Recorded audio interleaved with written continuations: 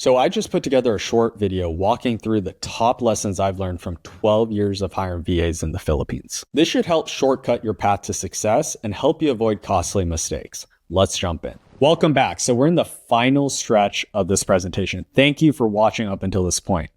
So now I'm going to share the top lessons from 12 years of working with VAs. So the first thing is, why the Philippines? So the Philippines have a great culture that is highly educated. Most of them speak great English, very loyal, and they want stability. So, of course, going back to thinking about why onboarding is important is people want to understand that you have a company that's going to be here. They want a stable job, and oftentimes they're supporting multiple people, right? The Philippines, again, I highlight, has been fantastic for us with operational roles. But when it comes to strategy, we did struggle a bit with that.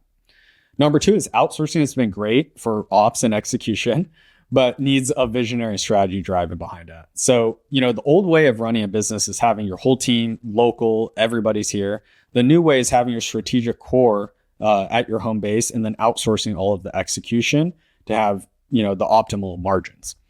Number three is recognizing that there's a cultural gap and bridge it. Really take the time to try to understand where they're coming from and what makes sense.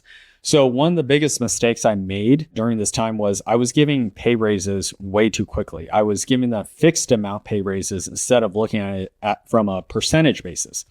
And the issue with that is, for me, I didn't think it was a big deal to give these big fixed raises, but from a percentage wise, it was actually huge.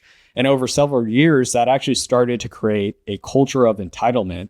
And we had to go through this process of completely shifting our appraisal process into a percentage based. So just start percentage based now. Also be very careful about, what is relatable and what's not, right? Take the time to truly understand where they're coming from. The next thing is know what you're doing before hiring. So remember when I first talked about Keyshore when I was in college building that? Well, part of that wasn't all just Keyshore's fault, right? I was at fault too because I didn't know what I was doing. I knew nothing about web development. But when I went back to college and I was taking web development courses, then I hired Steve and we started building out web development projects. It worked out tremendously because I knew what I was doing. Number 5 here is how to determine what to delegate to a VA. So one of the easiest exercises to work through here is look through your past week's calendar. Itemize every single task in one column. And in the second column, place a dollar activity next to each of those tasks. What would you estimate it costs on an hourly basis to do those different tasks?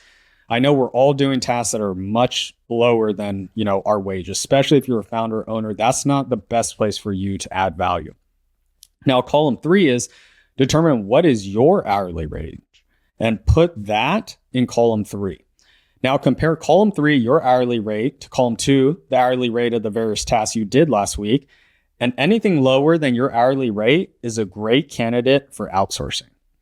Now, number 6 here is about hiring full-time. So I know a lot of people that haven't hired before, they just want to hire part-time. They just want to dip their toes in the water. They're not totally sure. Now, the problem with that is that players don't want part-time work, right?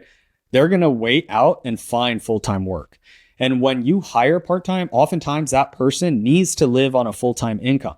So they're going to be distracted in finding a different job or having multiple jobs. So the whole idea here is you want to capture that person's focus, be all in on them so they can be all in on you, right? So I always recommend hire full time. And trust me, you're going to have more work that you're going to be able to delegate than you think right now. People will grow into those roles. Now, number 7 here is even great people fail in poor operating systems. So the thing is, if you don't operate on EOS or scaling up or some sort of, your own operational framework, it's not going to work out well, right? If you have chaos in your company now, adding more people is going to create more chaos. So first dial in a strong operating system before you bring on great people. Now, the next thing is processes are everything. I know a lot of people don't like to document and don't like to create SOPs, myself included. So one of the easiest ways to do this, there are 2 ways. The first is just hopping on a video call with your VA and walk them through doing the tasks, record the call, have them create the processes, have them document it, and you just edit. It's a lot easier to edit than to write from scratch. Now, the second thing is, if you haven't delegated the task, you're doing the work anyways. So next time you're doing the work, Just utilize a screen recording software like Loom, hit record, and just record yourself doing the work and have your VA document that and you edit it. That's the easiest way to create SOPs. Now, the last thing is focus on long-term relationships. Do not treat it as a transactional relationships. Just like any relationship, all the magic happens from compound interest. So working with Steven 12 years later is a lot better than the first year we worked together, right? So focus on long-term relationships and you're going to have a really successful team.